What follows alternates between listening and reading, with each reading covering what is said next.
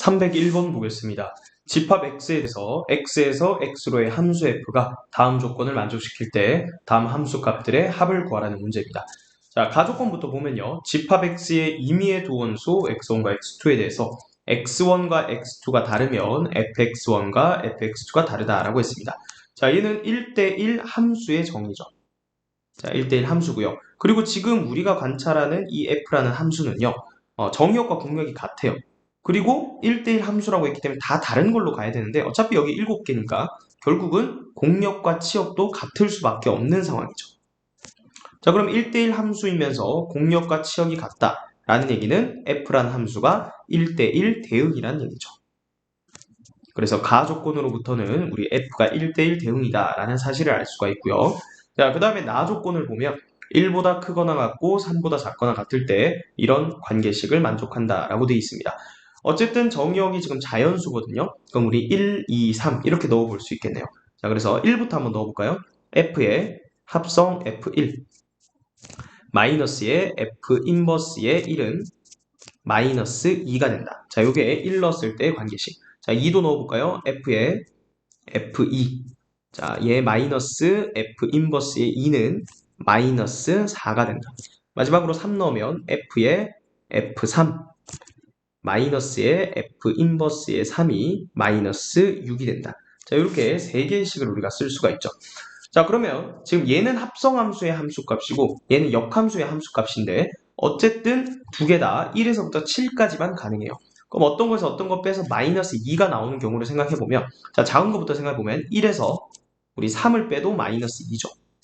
그 다음에 2에서 4를 빼도 마이너스 2예요. 3에서 5를 빼도 되고요.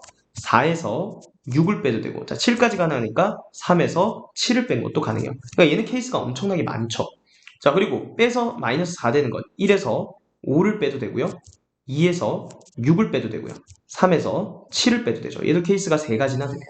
자, 그런데 마지막 조건 얘를 보면요. 빼서 마이너스 6 되는 건 1에서 7 빼는 것밖에 없죠. 그러니까 얘는 무조건 결정이 되는 거예요.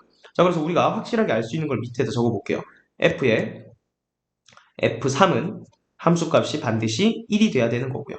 그 다음에 f의 인버스의 3이 7이 돼야 되죠. 자, 그런데 f 인버스 3이 7이라는 얘기는 결국은 f7이 3이라는 얘기죠. 그래서 이거를 f7은 3이다 이렇게 적어볼게요. 자, 그러면 우리는 벌써 7이 3으로 간다는 거 발견했으니까 자, 7은 3으로 이렇게 보내주고 이제 생각을 해보겠습니다. 자, 그럼 지금 아직까지 얘는 사용할 수가 없죠. 자, 그러면 이제 요 그나마 조건이 적은 2를 넣었을 때 요 관계식을 봐야 돼요. 자, 그럼 우리가 알고 있는 거에 모순이 되는 경우를 지워주라는 거거든요.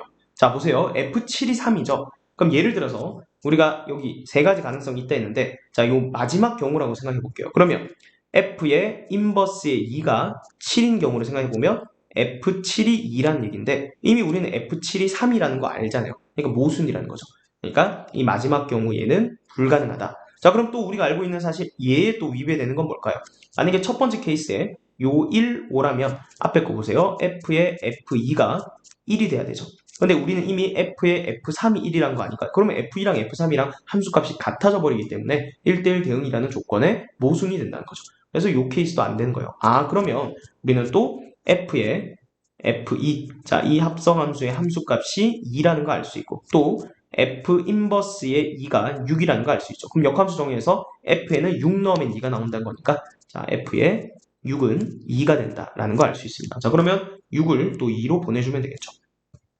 자, 그러면 이제 여기서 또 지워야 돼요. 자, 그러면 아까 전에 같은 이유로 우리 F 인버스 1이 만약에 7인 경우를 생각하면 F7이 1이 되는 거죠. 이미 F7은 3이라 했으니까 얘 모순이죠.